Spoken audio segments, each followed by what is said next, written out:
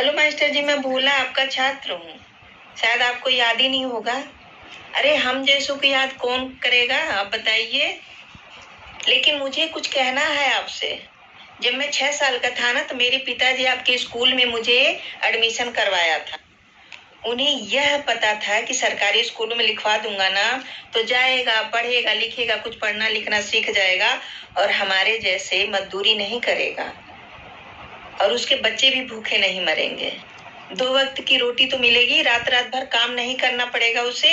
इसीलिए उन्होंने एडमिशन मेरा आपके स्कूल में करवाया था। पिताजी ने कुछ ज्यादा ही नहीं सोच लिया था। कोई गाड़ी बंगले का सपना तो नहीं देखा था। बस इतना ही तो वो चाहते थे कि मेरा बेटा पढ़ लिख कर अपने परिवार का पेट भर सके और उसे दरिद्रता का सामना ना करना पड़े। पता है मास्टर जी, मैंने उनका सपना तोड़ दिया। आज मैं भी उन्हीं की तरह मजदूरी कर रहा हूँ। मेरे बच्चे कई कई दिन भूखे नंगे सो जाते हैं और आज मैं भी गरीब हूँ, अपने पिता से ज्यादा।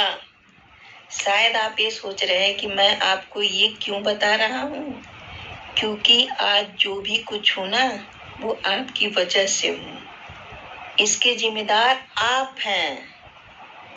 मैं स्कूल आता था, मुझे पढ़ना अच्छा लगता था, क्योंकि ये मेरे मन में बैठ गया था कि पढ़ लिख लूंगा ना तो मेरे जीवन संवर जाएंगे।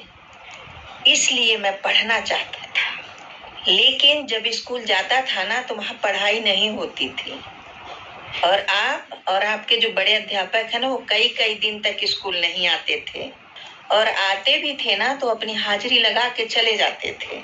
कई कई दिन तक गायब रहते थे और ऐसे ही स्कूल में बैठकर समय बिताते थे। लेकिन बच्चों को नहीं पढ़ाना है उनको, केवल फ्री का तनख्वाह लेते थे।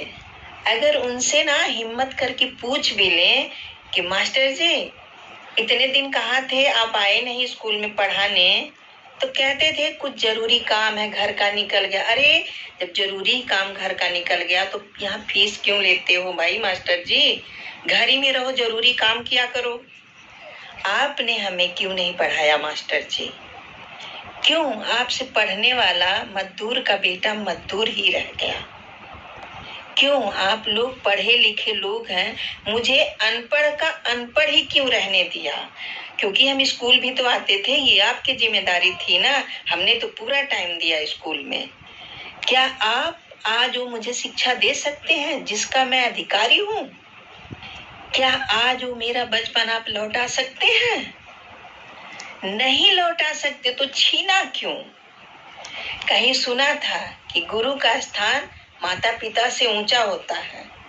माता पिता तो जन्म देते हैं केवल, लेकिन गुरु तो शिक्षा देता है, जीना सिखाता है।